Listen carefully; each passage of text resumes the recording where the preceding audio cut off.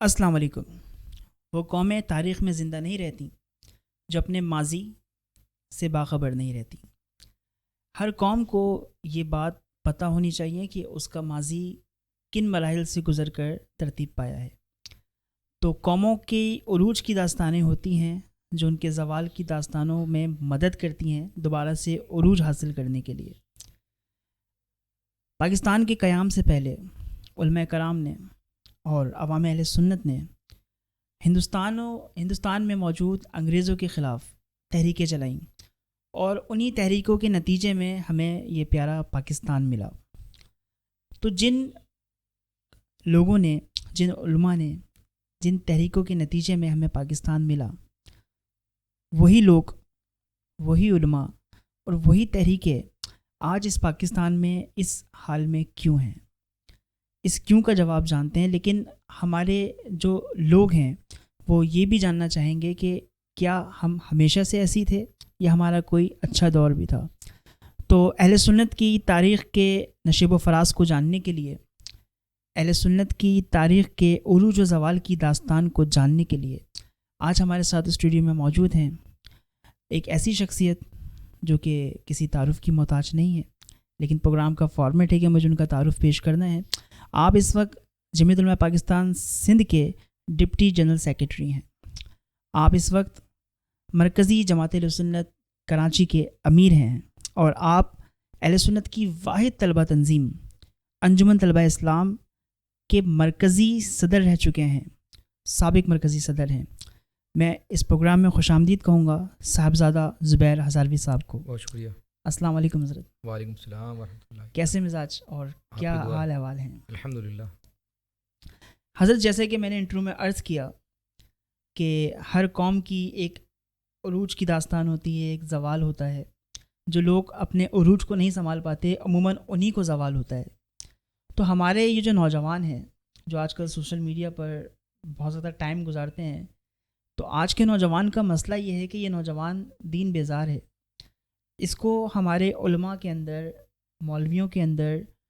کچھ نظر نہیں آتا، کہ ان سے کنیکٹ نہیں ہو پاتا، ان سے جڑ نہیں پاتا۔ یہ سمجھتا ہے کہ انہوں نے شاید یہ سب سے ناکارہ طبقہ ہے، معاذ اللہ، کیونکہ انہوں نے علماء کرام کا وہ رول نہیں دیکھا جو انہوں نے پاکستان بنانے کے لیے اور بعد میں پاکستان کے قیام کے لیے جو انہوں نے جو محنتیں کری ہیں وہ ان کو نہیں پتہ۔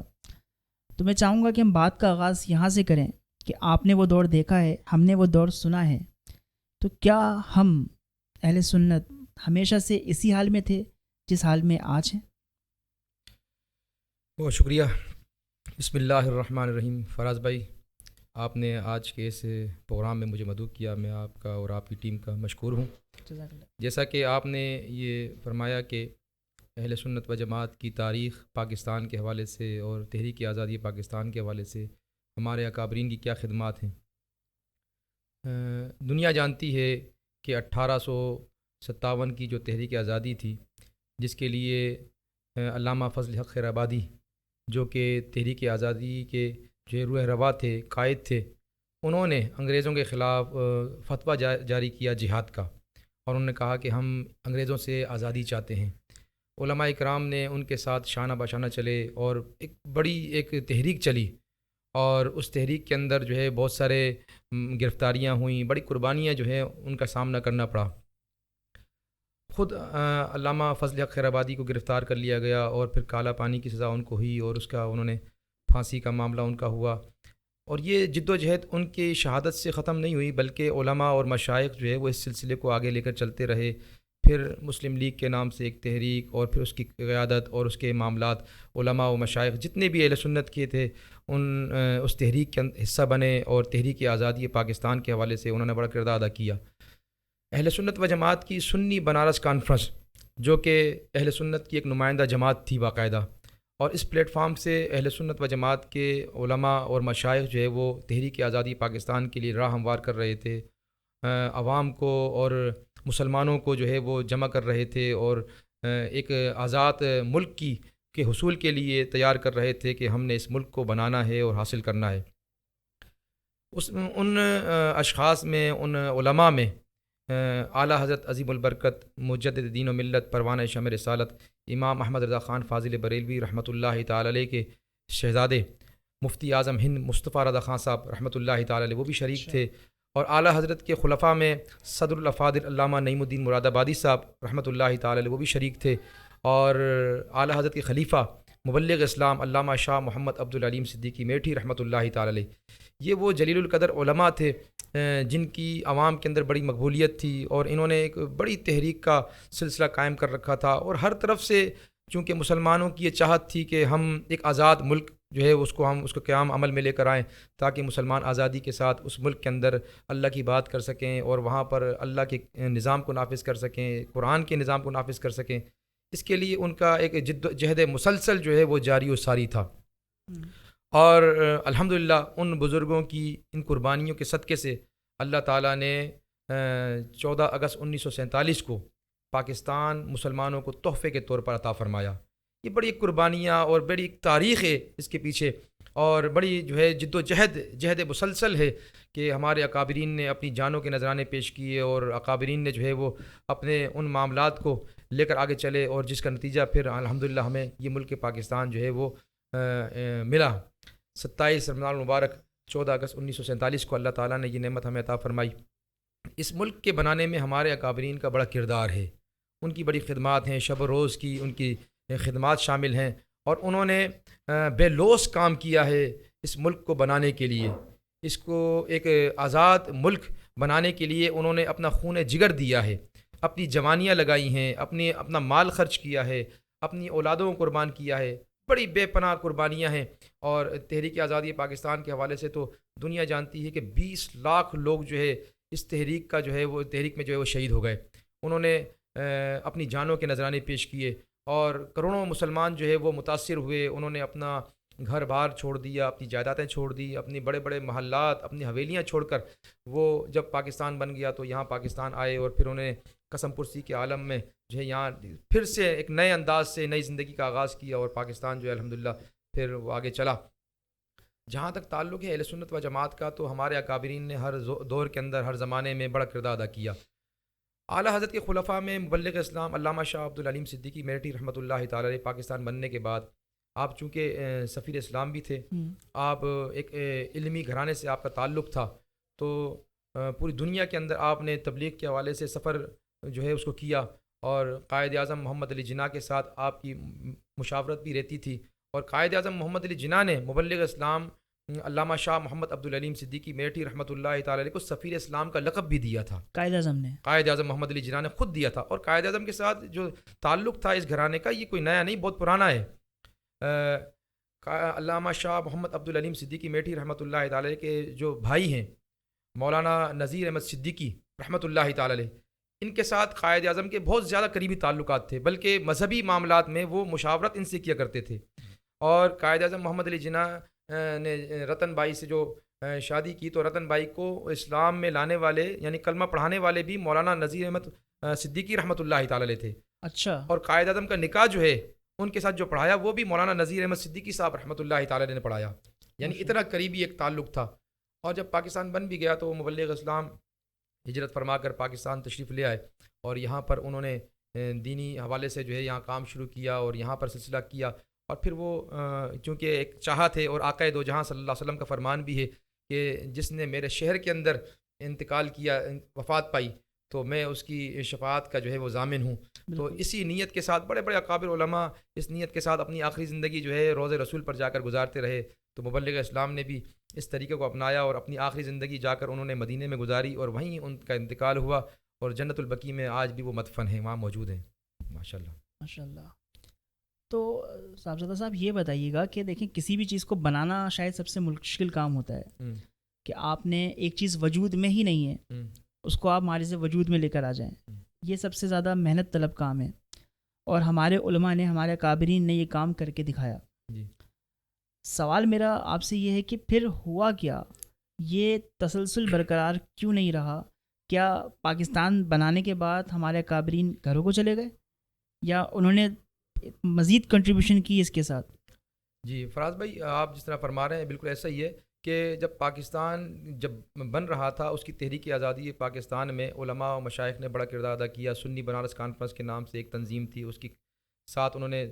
سلسلہ بنایا لیکن جب پاکستان بن گیا تو یقیناً علماء یہ سمجھے کہ اب پاکستان چونکہ بن گیا ہے تو اب ہماری ذمہ داریاں پوری ہو چکی ہیں. لیکن 1 سال کے بعد ہی علماء نے اس بات کو محسوس کیا کہ نہیں، ہمارا کام مکمل نہیں ہوا، بلکہ جس ملک کو ہم نے بنا دیا ہے، جس کی بنیاد کلمہ لا الہ الا اللہ محمد رسول اللہ ہے، تو اس ملک کے اندر ہمیں نظام مصطفیٰ کو بھی نافذ کرنا ہے. اسلام کی جو ہماری تعزیرات ہیں، جو اسلام کے احکامات ہیں، ان کو بھی ہم نے نافذ کرنا ہے. تو اس حوالے سے 28 مارچ 1948 اس وقت کے علماء جو تحریک آزادی پاکستان میں شریک تھے، انہوں نے ایک اجلاس بلایا، اور اجلاس کے اندر جو ہے وہ الحمدللہ اہل سنت و جماعت کی نمائندہ جماعت جمعیت علماء پاکستان کی بنیاد رکھی. اس کے بانی اس اجلاس میں، جی بالکل اس اجلاس میں رکھی. یہ جو موجودہ جمعیت علماء پاکستان ہے، اس کی بنیاد، بالکل اس کی بنیاد رکھی. اور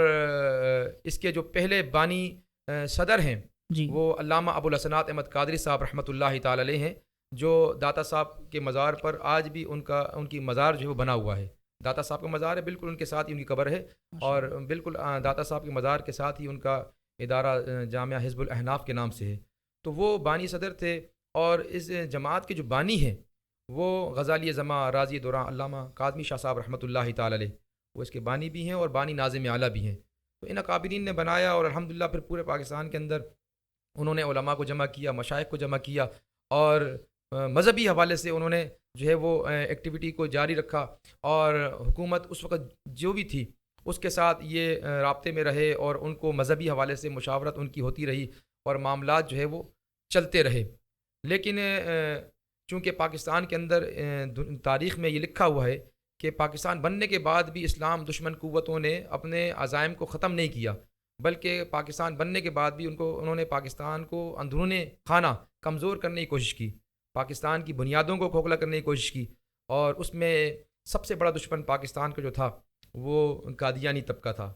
انہوں نے بڑی پلاننگ کے ساتھ پاکستان کے سرکاری عہدوں پر انہوں نے جو ہے وہ گرفت اپنی مضبوط کر لی، اور بڑے بڑے سرکاری عہدوں پر آ گئے، اداروں میں چلے گئے. اور یہاں تک کہ اس وقت کا جو پاک فضائیہ کا سربراہ تھا وہ بھی جو ہے وہ قادیانی مذہب سے اس کا تعلق تھا. تو بڑے پیمانے پر جو ہے وہ وزیر خارجہ اس وقت کا جو تھا وہ بھی قادیانی مذہب سے اس کا تعلق تھا. تو ایک بہت بڑا خطرہ علماء کو محسوس ہوا، اور انہوں نے کہا بھئی یہ کیا معاملہ ہو رہا ہے. تو یہ چیزیں جو ہیں یہ بڑی ایسی تھیں کہ جو مسلمانوں کو جو ہے وہ پریشان کر رہی تھیں. اور اس سے پہلے اگر آپ چلے جائیں، کیونکہ پاکستان بننے کے بعد قادیانی جو ہے وہ اٹھ رہے تھے اور اسلام کو اور پاکستان کو کمزور کر رہے تھے، اس وقت بھی ہمارے علماء میدان عمل میں نکل کر آئے. جمعیت علماء پاکستان کے پلیٹ فارم سے علامہ ابو الحسنات احمد قادری صاحب رحمۃ اللہ تعالی علیہ جو میدان عمل میں کھڑے ہوئے تھے، اور انہوں نے تمام مکاتب فکر کے علماء کو جمع کیا، اور ایک تنظیم بنائی مجلس عمل ختم نبوت کے نام سے، جس میں تمام مکاتب فکر موجود تھے، اور علامہ ابو الحسنات احمد قادری صاحب اس کے سربراہ مقرر ہوئے. اور 1953 کی تحریک ختم نبوت جو ہے اس کا سلسلہ کا آغاز ہوا، اور پورے پاکستان کے اندر جتنے بھی مکاتب فکر ہیں ان کے علماء میدان عمل میں نکل کر آئے. اور اس تحریک کے حوالے سے تاریخ میں لکھا ہوا ہے تقریباً 10,000 مسلمانوں نے جامع شہادت نوش فرمائی، 10,000 کے قریب. 10,000 ختم نبوت کے لیے مسلمانوں نے اس قدر جو ہے وہ اپنے جذبات کا اظہار کیا ہے. ایک بہت بڑی تاریخ ہے 1953 کی تحریک ختم نبوت کی. اور اس میں اس وقت جیت علماء جہاں اور بہت سارے شامل حال تھے، تو چونکہ مبلغ اسلام شاہ عبدالعلیم صدیقی میٹھی رحمۃ اللہ تعالی مدینہ شریف چلے گئے تھے، لیکن ان کے لخت جگر قائد سنت، قائد ملت اسلامیہ، امام انقلاب علامہ شاہ احمد نورانی صدیقی رحمۃ اللہ تعالی علیہ بھی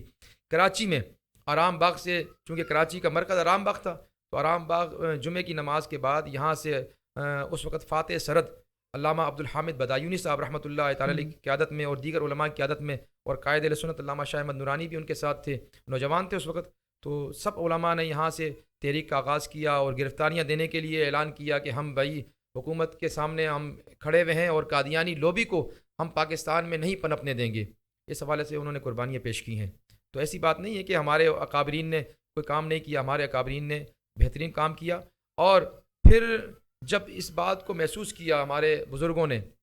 کیونکہ جمعیت علماء پاکستان پہلے ایک مذہبی حوالے سے کام کر رہی تھی، کوئی سیاسی ان کا ایجنڈا نہیں تھا. وہ چاہتے تھے کہ جو حکومت چلا رہے چلائیں، ہم ان کو مشورہ دیں گے، ان کے ساتھ ہم شامل رہیں گے تاکہ نظام پاکستان کا اسلام کے مطابق ہو. لیکن جب علماء نے اس بات کو محسوس کیا کہ ہماری عدم موجودگی کی وجہ سے وہاں پر اسلام کو نقصان ہو رہا ہے، اور پاکستان جس کے لیے لاکھوں مسلمانوں نے اپنی قربانیاں پیش کی ہیں اور اپنا مال متاع انہوں نے قربان کر دیا ہے، اور یہ قربانیاں اب رائگاں ہو رہی ہیں، یہ ضائع ہو رہی ہیں. تو اس لیے علماء کرام نے جمعیت علماء پاکستان جو ایک مذہبی جماعت تھی اس کو مذہبی جماعت کے ساتھ ساتھ سیاسی دائرے میں بھی لے کر آئے، سیاست کے میدان میں انہوں نے قدم رکھا. اس وقت جمعیت علماء پاکستان کے صدر یعنی 1970 میں صدر جو تھے وہ شیخ الاسلام علامہ خواجہ قمر الدین سیالوی صاحب رحمۃ اللہ تعالی علیہ وہ سربراہ تھے، اور قائد اہل سنت علامہ شاہ احمد نورانی صدیقی رحمۃ اللہ تعالی عنہ کے ساتھ تھے. اور پہلی مرتبہ جب جمعیت علماء پاکستان نے الیکشن میں حصہ لیا تو پورے پاکستان میں بڑی پذیرائی ہوئی، اور پورے پاکستان سے تقریباً 7 ممبران قومی اسمبلی کے وہ جمعیت علماء پاکستان نے منتخب کروائے، یعنی الیکشن کے اندر 7 لوگ جیت کر جو ہے وہ قومی اسمبلی کے اندر پہنچے پہلی دفعہ میں. تو یہ ایک بہت بڑا ایک وہ تھا کہ عوام نے اتنا اعتماد کیا، اور اہل سنت کے علماء کو جو ہے وہ انہوں نے اتنی زیادہ کثرت کے ساتھ جو ہے وہ ووٹ دیا کہ اتنی بڑی تعداد کے اندر ہماری نمائندگی قومی اسمبلی کے اندر ہوئی. اور میں سمجھتا ہوں کہ یہ اللہ تبارک و تعالیٰ کی طرف سے کوئی ایسا نظام بن گیا تھا کہ اللہ تعالیٰ نے ان علماء کو اسمبلی میں بھیجنا تھا، وگرنہ ایک دم ایک جماعت الیکشن میں آئے اور ایک دم اس کو اتنی زیادہ تعداد میں ووٹ پڑ جائے تو، لیکن اللہ تعالیٰ نے چونکہ یہ کام لینا تھا بزرگوں سے علماء سے، تو یہ 7 ممبران جو ہے قومی اسمبلی کے وہ منتخب ہوئے اور قومی اسمبلی میں گئے. بعد میں تقریباً 3 ممبران ایسے تھے جو پھر حکومت کی نظر ہو گئے، لیکن 4 لوگ ایسے تھے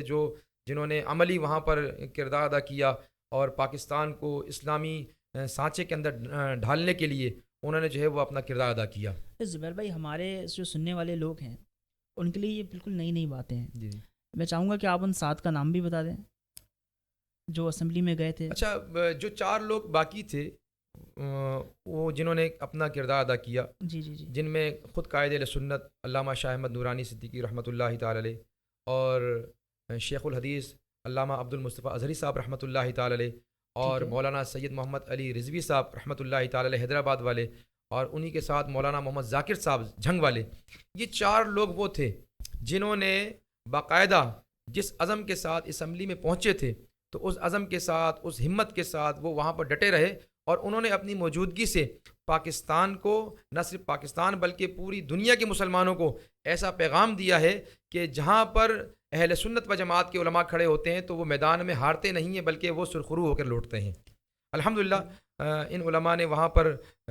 جب وہاں پہنچے تو علامہ شاہ احمد نورانی صدیقی رحمۃ اللہ تعالی علیہ کے حوالے سے میں بات کروں، ان کی زندگی کے حوالے سے بات کروں گا میں، تو علامہ شاہ احمد نورانی صدیقی رحمۃ اللہ تعالی نے اپنے پہلے خطاب میں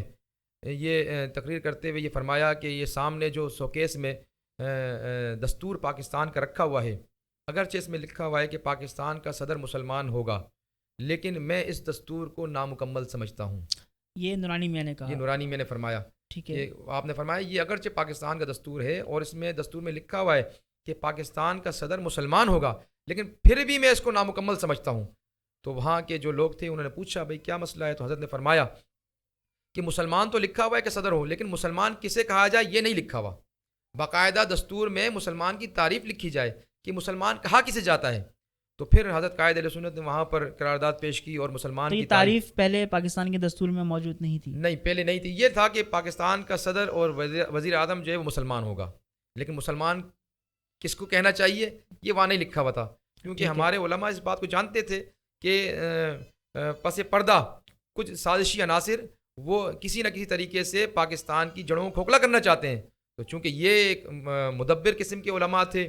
یہ اللہ تعالیٰ نے ان کو فراست عطا فرمائی تھی، تو یہ بالکل بنیاد سے معاملے کو لے کر چلے، اور وہاں پارلیمنٹ کے اندر لوگوں کو پتہ ہی نہیں تھا کہ یہ مولانا شاہ احمد نورانی کا مقصد کیا ہے اور یہ کدھر جانا چاہتے ہیں. تو سب سے پہلے حضرت قائد اہل سنت نے جو ہے وہ قرارداد پیش کی اور مسلمان کی تعریف، جو کہ اس وقت کے ہمارے علماء علامہ شیخ الحدیث عبد المصطفیٰ اظہری صاحب رحمۃ اللہ تعالی اور اکابر علماء جو بھی تھے ان کی مشاورت سے مسلمان کی تعریف کو لکھا گیا، اور اسمبلی کے اندر متفقہ طور پر جو ہے وہ مسلمان کی تعریف پیش کی گئی اور اس کو دستور کا باقاعدہ حصہ بنایا گیا. اس میں یہ لکھا ہوا تھا کہ جو شخص اللہ تعالیٰ کو وحدہ لا شریک اور حضرت محمد مصطفیٰ صلی اللہ علیہ وسلم کو اللہ کا سچا اور آخری نبی مانے گا وہ مسلمان کہلائے گا. جو نبی مانے اور آخری نبی نہ کہے وہ بھی مسلمان نہیں ہو سکتا، اور نبی جو نہ مانے تو مسلمان ہے ہی نہیں. تو اس تعریف کو باقاعدہ اس دستور کا حصہ بنایا گیا، اور پھر اس کے بعد جو ہے انہوں نے اور جو ہے معاملات کو آگے لے کر چلے، اور تقریباً 260 کے قریب اسلامی دفعات کو آئین کا حصہ بنانے میں علامہ شاہ احمد نورانی نے، شیخ الحدیث علامہ عبد المصطفیٰ اظہری صاحب نے اور دیگر اکابرین نے وہاں پر بڑا ایک کلیدی کردار ادا کیا۔ مطلب یہ ہمارے اکابرین جب اسمبلی میں پہنچے تو انہوں نے وہاں پر اپنا رول بھی ادا کیا۔ بالکل۔ تو یہ فرمائیے گا کہ اس آئین کے اندر مسلمان کی تعریف ہونے سے پہلے قادیانیوں کو بھی مسلمان کہا جا سکتا تھا لوگ؟ ہاں، وہ پس پردہ وہ جو ہے وہ اپنے آپ کو مسلمان ہی کہلاتے تھے، کیونکہ قادیانی جو ہے یہ تو انگریزوں کا بنایا ہوا ایک ناجائز پودا ہے، اور یہ اصل میں ان کو مسلمانوں کو کمزور کرنا ہے۔ تو انہوں نے یہ سوچا کہ ہم نے طرح طرح کے حربے اپنا لیے، ہم مسلمانوں کو کمزور نہیں کر سکے، تو انہوں نے ڈائریکٹ حملہ کیا حضور صلی اللہ علیہ وسلم کی ختم نبوت پر، اور ایک خود ساختہ جھوٹا نبی انہوں نے جو ہے متعارف کروایا ہے، اور اس کے ذریعے سے مسلمانوں کے ایمان کو ضائع کرنے کی کوشش کی، اور اس کے اوپر اربوں خربوں ڈالر اس وقت لگائے گئے، اور ابھی تک وہ ڈالر امریکہ اور برطانیہ، یہود و نصارہ ابھی تک قادیانیوں پر لگا رہے ہیں، اس لیے کہ وہ چاہتے ہیں کہ دنیا میں مسلمانوں کو کمزور کیا جائے، اور ان کو یہ بھی پتہ ہے کہ جب ان کے نبی کو متنازع بنا دیں گے تو یہ ایٹومیٹک کمزور ہو جائیں گے، اور جب تک نبی سے ان کا تعلق جڑا ہوا ہے ان کو دنیا کی کوئی طاقت کمزور نہیں کر سکتی۔ لیکن ان کی وہ کمزوری جو ہمارے اکابرین نے آئین کے تحت کر دی، اب وہ تو ان کے ساتھ رہنی ہے، کہ یہ قانونی طور پر، دستوری طور پر نان مسلمز ہیں۔ بالکل۔ اور علامہ شاہ احمد نورانی صدیقی رحمۃ اللہ تعالی علیہ نے جب مسلمان کی تعریف درج کروا دی، تو اس کے بعد دوسرا جو ان کا قرارداد تھی وہ قادیانیوں کے حوالے سے تھی۔ علامہ شاہ احمد نورانی صدیقی رحمۃ اللہ تعالی علیہ نے قومی اسمبلی میں قرارداد پیش کی کہ جو شخص آقائے دو جہاں حضرت محمد مصطفیٰ صلی اللہ علیہ وسلم کو آخری نبی نہیں مانتا وہ مسلمان نہیں ہے، چاہے وہ مرزائی ہو، احمدی ہو، لاہوری ہو یا قادیانی ہو۔ یہ اسمبلی میں پیش کری، یہ اسمبلی میں پیش کی۔ جب حضرت نے یہ قرارداد پیش کی تو اس وقت وہاں جو قانون دان تھے انہوں نے یہ بات کی کہ مولانا صاحب یہ کافر کے نعرے آپ اسمبلی میں لگا رہے ہیں، یہ باتیں مسجد کی ہیں، مدرسے کی ہیں، آپ وہاں جائیں وہاں باتیں کریں، یا اسمبلی کے اندر تو یہ چیز نہیں ہوتی، یہاں تو آپ ملک چلانے کی بات کریں۔ تو حضرت قائد اہل سنت نے فرمایا کہ ہمارے اکابرین نے کئی سال پہلے مدرسوں اور مسجدوں میں اس مسئلے کو حل کر دیا ہے، اب اللہ تعالیٰ نے ہمیں یہاں پہنچایا ہے، ضرورت اس امر کی ہے کہ ہم اسمبلی کے فلور پر بھی قادیانیوں کو کافر قرار دلوائیں۔ تو حضرت قائد اہل سنت نے وہاں پر یہ قرارداد پیش کی۔ پھر بہرحال وہ اخبار کے اندر بیان آیا کہ بھائی قرارداد پیش ہوئی ہے، تو قادیانیوں کا جو اس وقت کا خلیفہ تھا اس نے یہ اسمبلی کے فلور پر آ کر یہ درخواست دی کہ یہ یک طرفہ فیصلہ ہے، ہمیں جو ہے یہاں پر دلائل دینے کے لیے اجازت دی جائے تاکہ ہم یہاں پر آئیں، ان کے امیر نے۔ بالکل۔ اچھا سر، ایک میں یہاں پہ آپ کو روکوں گا کہ مجھے یہ بتائیے گا کہ یہ جو قرارداد پیش ہوئی، آپ یہ کہہ رہے ہیں کہ یہ قائد ملت اسلامیہ علامہ شاہ احمد نورانی صاحب نے پیش کری، لیکن جو دیگر مکاتب کے لوگ ہیں، مکاتب فکر کے لوگ ہیں، وہ یہ کہتے ہیں کہ یہ قرارداد تو ہمارے علماء نے پیش کی تھی، اس پہ بھی لوگ بڑے کنفیوز ہیں، تو یہ قرارداد پیش آخر کی کس نے تھی؟ یہ علماء کی جانب سے ایک متفقہ قرارداد گئی تھی یا اس کو انیشیٹ کرنے والے اہل سنت تھے؟ کیا معاملہ تھا؟ ایسا نہیں ہے، یہ تو ایک تمام مکاتب فکر کی ایک اجتماعی کوشش تھی، لیکن قرارداد جو ہے، جہاں تک قرارداد کا تعلق ہے، یہ علامہ شاہ احمد نورانی صدیقی رحمۃ اللہ تعالی نے پیش فرمائی، اور اس پر کوئی بھی عالم جو اس تحریک سے متعلق ہے وہ یہ بات نہیں کرتا۔ عام طور پہ تو علماء کوئی بھی بات کر لیتے ہیں، سوشل میڈیا ہے، کوئی بیٹھ کے کوئی بات کر لے گا، لیکن تاریخی جو بات ہے، قومی اسمبلی کی جو کارروائی ہوتی ہے وہ لکھی جاتی ہے اور وہ محفوظ ہوتی ہے، ایسی بات نہیں ہے۔ باقاعدہ دیگر مکاتب فکر کے جن لوگوں کے اکابرین وہاں موجود تھے وہ خود بھی اس بات کا اظہار کرتے ہیں کہ قرارداد پیش کرنے والے علامہ شاہ احمد نورانی تھے۔ تو اس ٹائم کی سیاسی جماعتیں کیا مذہبی جماعتوں کو سپورٹ کر رہی تھی؟ اس لیے اس اصل میں مذہبی جماعتیں تو 70 سے پہلے بھی اسمبلی میں تھیں، اور 76 میں جب علامہ شاہ احمد نورانی صاحب نے اپنا ایک عرصہ وہاں مکمل کیا، اس کے بعد آج تک بیٹھی ہوئی ہیں۔ ظاہر بات ہے وہ اپنی حیثیت کے مطابق جو بھی کام کر رہی ہوں گی، لیکن کلیدی کردار جو 71 سے لے کر 76 تک اسمبلی کے فلور پر ہوا ہے، ایسا کردار پھر 76 کے بعد آج تک ہم نے قومی اسمبلی کے اندر کوئی نہیں دیکھا، اور میں یہ سمجھتا ہوں یہ مرہون منت تھا اہل سنت کے ان اکابرین کی وجہ سے کہ جن کو اللہ تعالیٰ نے استقامت دی تھی، جن کو اللہ نے جرت دی تھی، جن کو اللہ تعالیٰ نے شجاعت دی تھی کہ جہاں کھڑے ہو جاتے تھے تو وہ استقامت کا پہاڑ بن جاتے تھے۔ علامہ شاہ احمد نورانی صدیقی رحمۃ اللہ تعالی علیہ نے جب قادیانیوں کو کافر قرار دلوانے والی قرارداد پیش کی تو ایسا نہیں ہے، حضرت پر بھی دباؤ آیا، اس وقت کے وزیر اعظم ذوالفقار علی بھٹو صاحب پر عالمی دباؤ آیا کہ آپ نے اس قرارداد کو رد کر دینا ہے، یہ وہ بڑے مسائل ہوئے، اور خود قائد اہل سنت کے لیے بڑی پریشانیاں اور دباؤ آیا، اور ایسا نہیں ہے، خریدنے کی بھی کوشش کی گئی، یعنی جس دن قرارداد منظور ہونی تھی اس سے 2-4 دن پہلے ایک وفد قادیانیوں کا وہ قائد اہل سنت سے ملنے کے لیے کسی اپنے چاہنے والے کے گھر پر حضرت قائد اہل سنت کی دعوت تھی، تو وہاں پر وہ وفد پہنچا بغیر بتائے کہ بھئی ہم کون ہیں. تو وہاں جب آئے تو انہوں نے یہ کہا کہ بھئی آپ قرارداد پیش کر رہے ہیں اور قادیانیوں کو کافر قرار دلوا رہے ہیں، ہمیں اس پہ کوئی اعتراض نہیں ہے، آپ بالکل قرارداد پاس کروائیں، لیکن ہم چاہتے ہیں کہ اس قرارداد میں سے لفظ لاہوری گروپ کا لفظ آپ نکال دیں، چونکہ ہم مرزا غلام احمد قادیانی کو نبی نہیں مانتے، ہم اس کو مسلم مانتے ہیں، مجدد مانتے ہیں، تو ہم تو نبی نہیں مانتے، تو آپ ہمارا لفظ اس میں شامل نہ کریں، کیونکہ اس قرارداد میں یہ لکھا ہوا تھا کہ مرزا غلام احمد قادیانی کو ماننے والے احمدی، مرزائی، لاہوری یہ سارے کے سارے دار اسلام سے خارج ہیں. تو انہوں نے کہا لفظ لاہوری نکال دیں، ہم آپ کے لیے کچھ چیز لے کر آئے ہیں. تو حضرت قائد اہل سنت نے فرمایا یہ کیا ہے؟ کہا کہ یہ 50 لاکھ روپے ہیں. تو حضرت نے فرمایا کہ اس وقت کے ہاں، حضرت قائد اہل سنت نے فرمایا کہ یہ آپ نے تو دیر کر دی ہے، ہمارا سودا تو پہلے ہو چکا ہے. تو اچھا، وہ کہنے لگے بھائی کہ اس سے بڑی اگر کوئی قیمت لگی ہے تو ہم وہ بھی دینے کے لیے تیار ہیں. آپ قادیانیوں نے کہا کہ اس سے بڑی بھی کوئی قیمت لگی ہے تو وہ بھی ہم دینے کے لیے تیار ہیں، آپ بات کریں. حضرت قائد اہل سنت نے فرمایا بدبختو، ہمارا سودا دنیا کے بازار میں نہیں بلکہ بازار مصطفیٰ میں ہو چکا ہے، اور جو بازار مصطفیٰ میں ایک دفعہ بک جائیں پھر وہ دنیا کے کسی بازار میں نہیں بکتے. تو یہ جذبہ تھا کہ مال و متاع کے ذریعے سے بھی علامہ نورانی کی استقامت کو جو ہے وہ کوئی خرید نہیں سکا. علمی تو ان کے پاس تھی وراثت جو ان کے بزرگوں کی طرف سے ان کو ملا تھا، جذبہ، شوق، ولولہ وہ تو تھا ہی تھا، لیکن ان کے اندر کوئی لالچ بھی نہیں تھی دنیاوی کے جو ان کی کامیابی کے راستے میں کوئی رکاوٹ بن سکتی. تو حضرت جیسے آپ فرما رہے ہیں کہ علماء کرام کا، کابرین کا ایک بہت بڑا کنٹریبیوشن ہے آئین کے اندر، انہوں نے قادیانیوں کو غیر مسلم کروایا، مسلمان کی تاریخ آئین کا حصہ بنائی. اب یہ بتائیے کہ قائد ملت اسلامیہ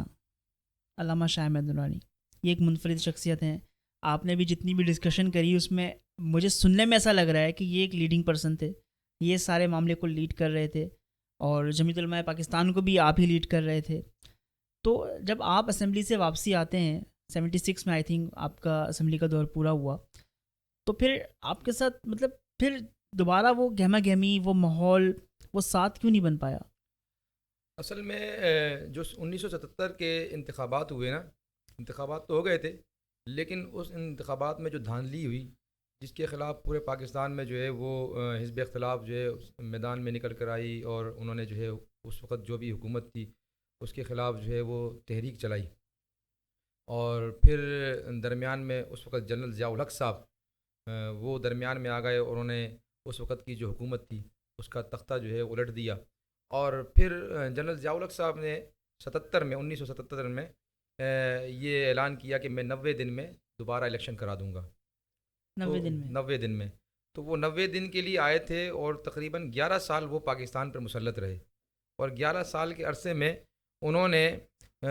پاکستان کی سیاسی جو ایک بھاگ دوڑ تھی جس کے پیچھے ایک جہد مسلسل تھی اس کو کمزور کیا انہوں نے، اور جمہوری جو جماعتیں تھیں ان کو کمزور کیا. جو اہل سنت کے علماء تھے اور قائدین تھے اور دیگر جو سیاسی جماعتوں کے قائدین تھے ان کو انہوں نے جو ہے وہ قید و بند کی حالت میں رکھا اور ان کو ڈسٹرب کیا. تو اسی جو 1977 سے لے کر 88 کا جو دور ہے، اس دور کے اندر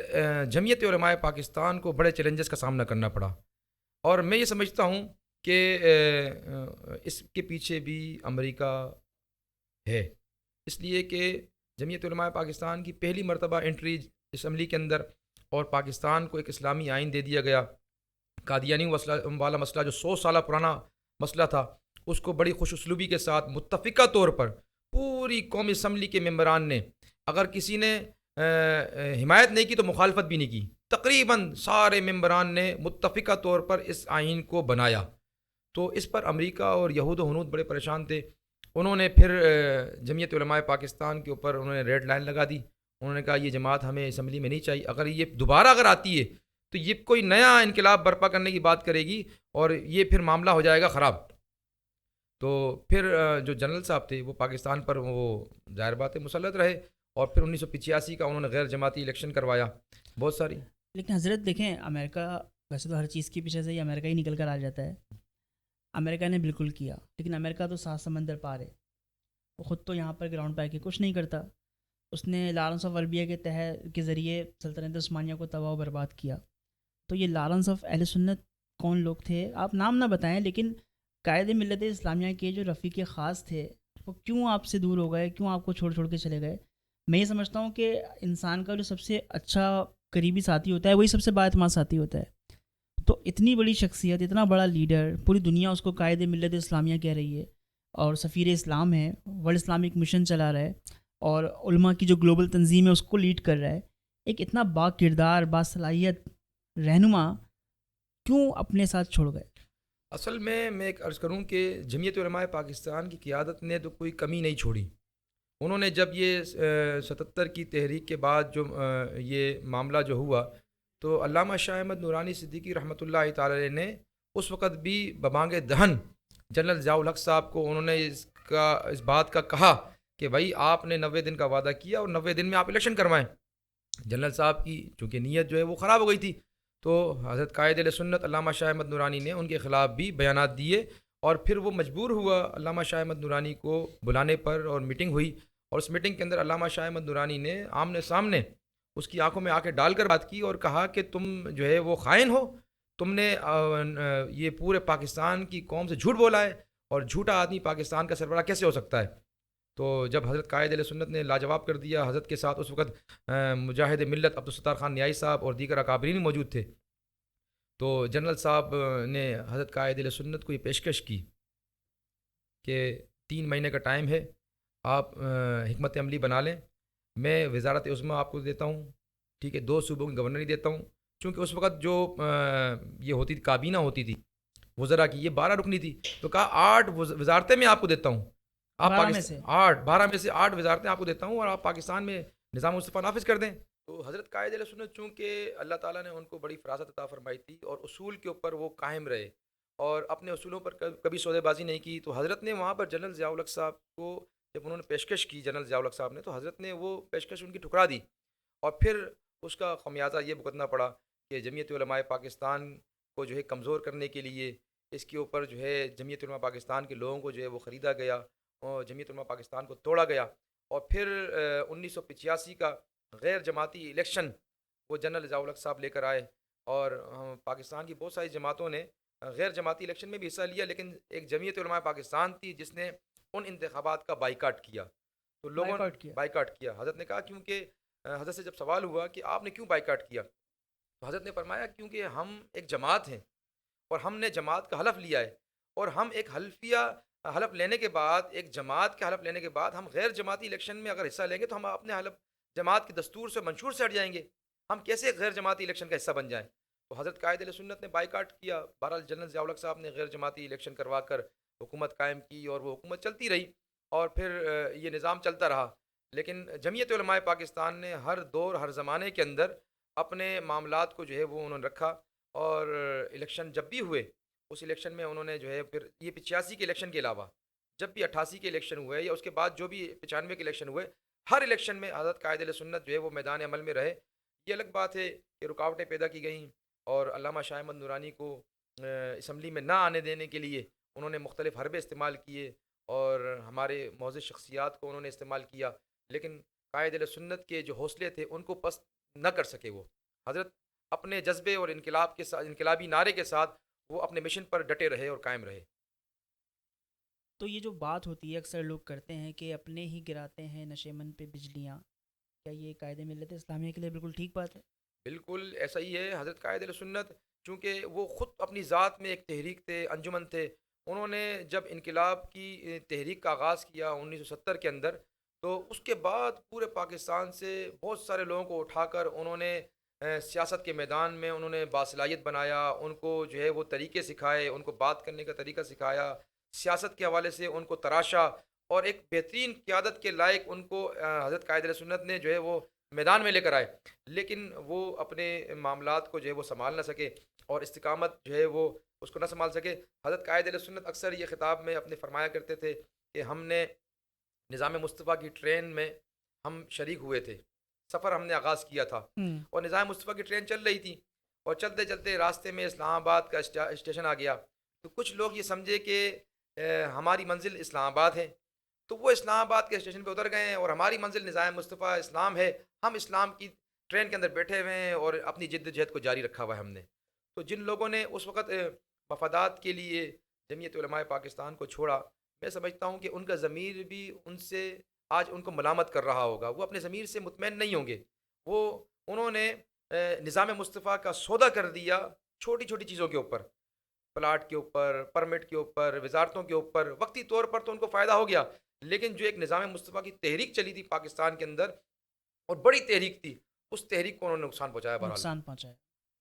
تو قبلہ یہ بتائیے نا کہ قادیانیوں کو غیر مسلم قرار دینے والے شخص نے، جس نے آئین پاکستان کے اندر قادیانیوں کو کافر قرار دلوایا، اس پر کفر کا فتویٰ کیوں لگا؟ دیکھیں میں ایک عرض کروں، 1990 میں پاکستان کے اندر، پھر میں وہاں پر آؤں گا، آپ کہیں گے امریکہ اور برطانیہ یہود و نصارہ نے مسلمانوں کو آپس میں لڑانا چاہا. ان کو آپس میں فرقہ بندی کے حوالے سے، مسلکی حوالے سے اور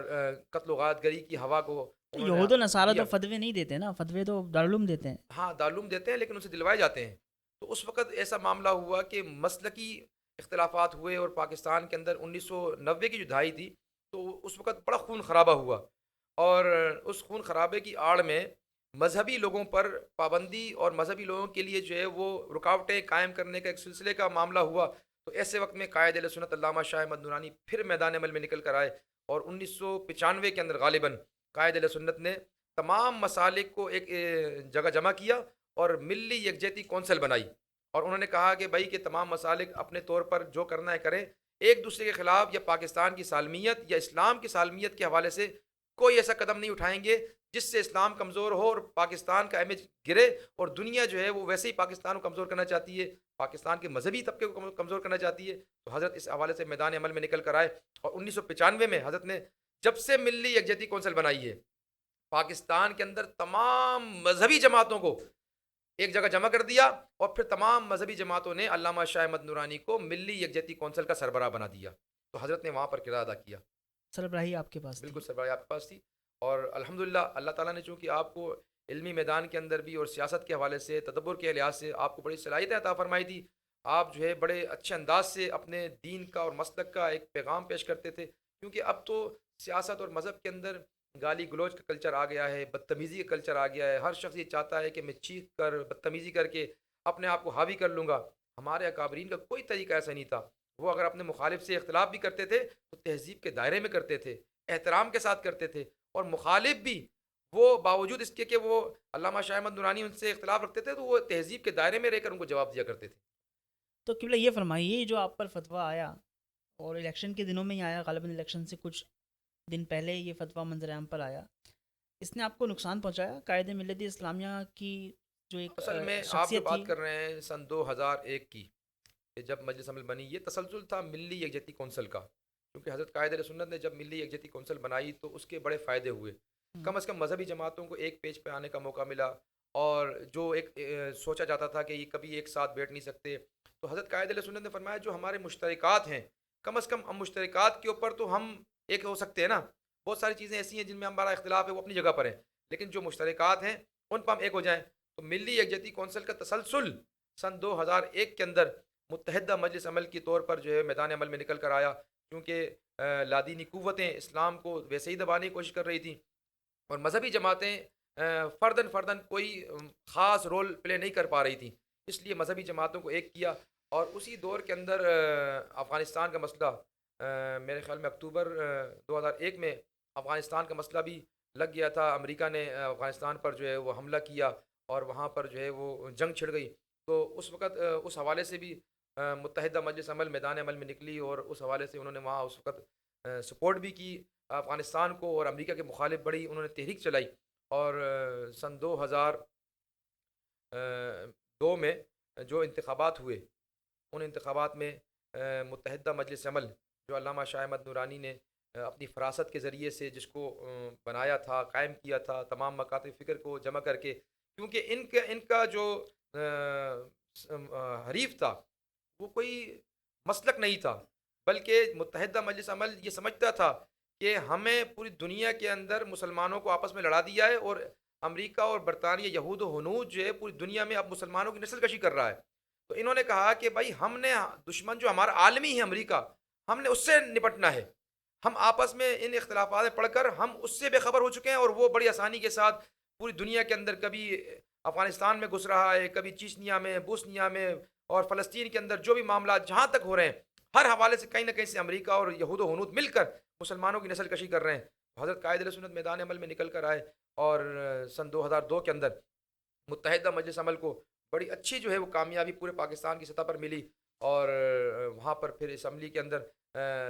جمعیت علماء پاکستان کے بھی ہمارے رہنما پہنچے، اور دیگر مذہبی جماعتوں کے بھی گئے، اور حضرت قائد علیہ سنت جو ہے وہ سینٹ کے اندر پہنچے، کیونکہ وہ ایوان بالا ہے، وہاں قانون بنتے ہیں، قانون سازی ہوتی ہے. تو حضرت وہاں پہنچے. یہ ہم سمجھتے ہیں کہ ہماری جو ہے وہ کیا کہنا چاہیے کہ بدقسمتی ہے کہ قائد علیہ سنت علامہ شاہ احمد نورانی زیادہ دیر اسمبلی میں نہ رہے، اور 11 دسمبر 2003 آپ دنیا سے پردہ فرما گئے. لیکن آپ نے ایک اپنی زندگی، ایک شاندار زندگی، یعنی آپ کی ولادت جو ہے وہ 1926 میں میرٹھ کے اندر ہوتی ہے، اور اس سے لے کر اگر آپ سن 2003، یہ 78 سالہ زندگی کا دور ہے. آپ دیکھیں کہ بچپن سے لے کر دین سے محبت، اسلام سے محبت، پاکستان سے محبت، قرآن سے محبت، نبی سے محبت، اور اسی جہد مسلسل میں انہوں نے اپنی زندگی گزار کر، اور دنیا میں جو آخری دن بھی انہوں نے گزارا ہے وہ گھر میں نہیں تھے. وہ پاکستان کے اس وقت کے سپر پاور جو اپنے آپ کو حاکم کہہ رہا تھا، صدر Pakistan, chief of army staff, یعنی اپنے آپ کو وہ سپر پاور کہہ رہا تھا، حضرت قائد علیہ سنت نے اس کو بھی نکیل ڈالی ہوئی تھی. یعنی وہ جو ایل ایف او کا قانون لے کر آ رہا تھا، اور حضرت قائد علیہ سنت اس ایل ایف او کے قانون کے اندر آپ سامنے رکاوٹ ہے سب سے بڑی. حضرت قائد علیہ سنت اس تحریک کے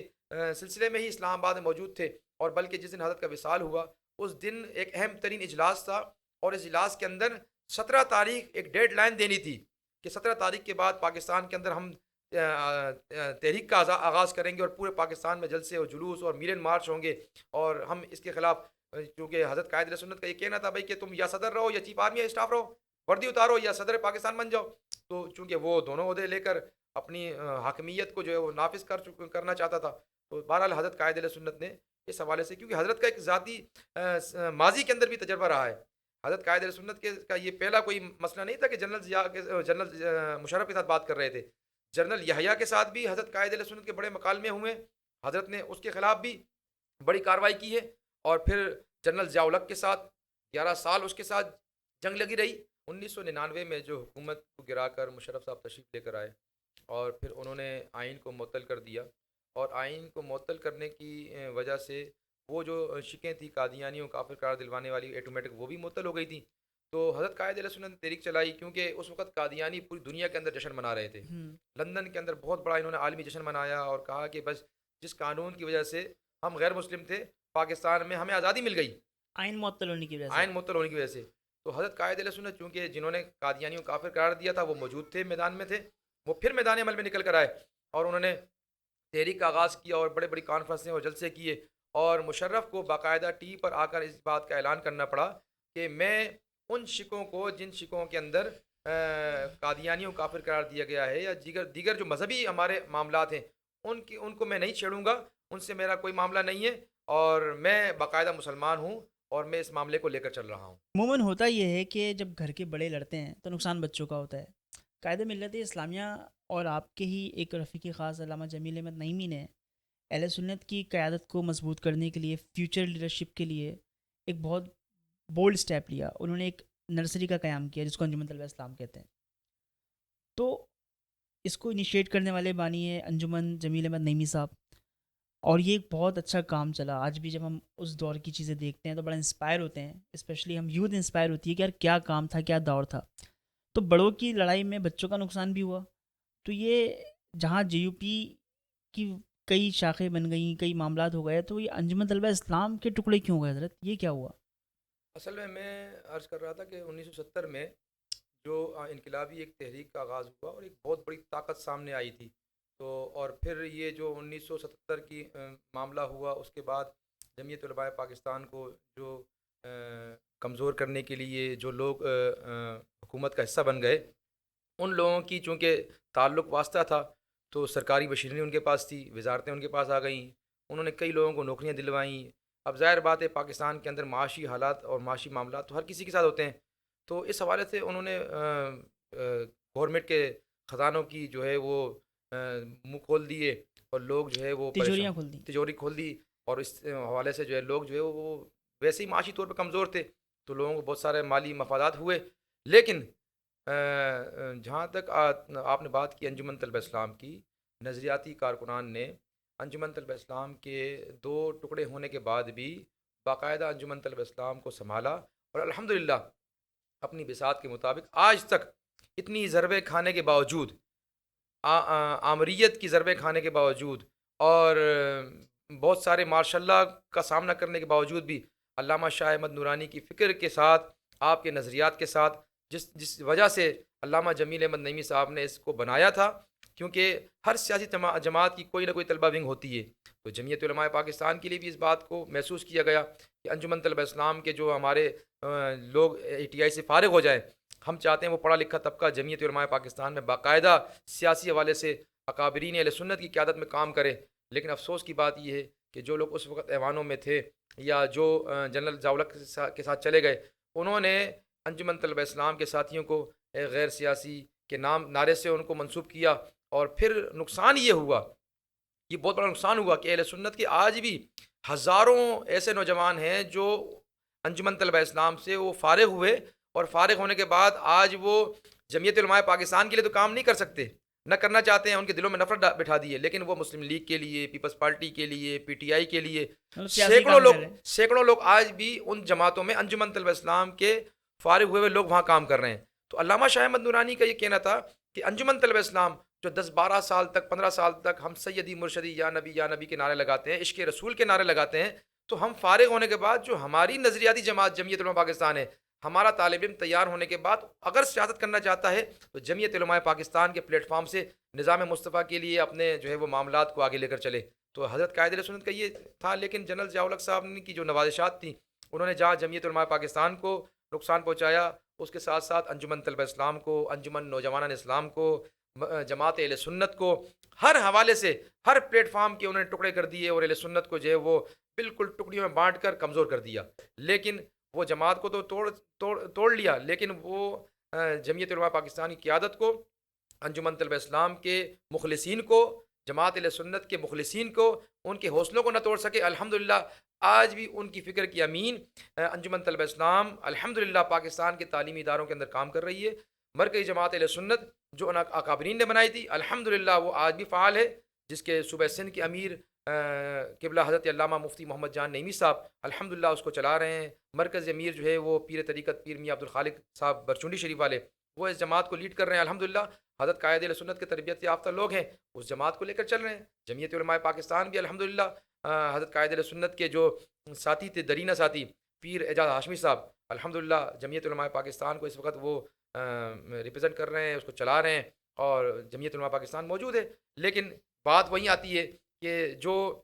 ضربیں ماضی کے اندر جمعیت پر لگی ہیں، وہ ضربوں کا اثر جو ہے وہ ابھی بھی ہے. اس طریقے سے میدان میں نہیں کھڑے ہو پا رہے، کیونکہ مخالف بھی ہے اور کچھ اپنوں میں مخالف اب بھی کھڑے ہوئے ہیں. وہ اپنے گناہوں کو چھپانے کے لیے، اب بھی اپنی غلط باتوں کو صحیح بتانے کے لیے اس چکر میں جو ہے وہ جمعیت علماء پاکستان کے خلاف باتیں کرتے ہیں. لیکن الحمدللہ ہم نئے جذبے، نئے شوق، نئے ولولے کے ساتھ نئے انقلاب کے لیے ہم جو میدان میں کھڑے ہوئے ہیں. حضرت پروگرام کے آخری 2 منٹ، اور میں چاہوں گا کہ آپ اس پوری گفتگو کو سمرائز کرتے ہوئے، ہم نے اہل سنت کا سیاسی منظرنامہ بھی دیکھ لیا، ہم نے دیکھ لیا کہ کس طریقے سے اکابرین نے، قائد ملت اسلامیہ نے دیگر اکابرین کے ساتھ مل کر ایک عروج کا، ایک گولڈن دور اہل سنت کا تیار کیا، گزارا، اور زوال بھی ہم نے ڈسکس کر لیا. تو میں چاہوں گا کہ بس آخر کے 2 منٹ کے اندر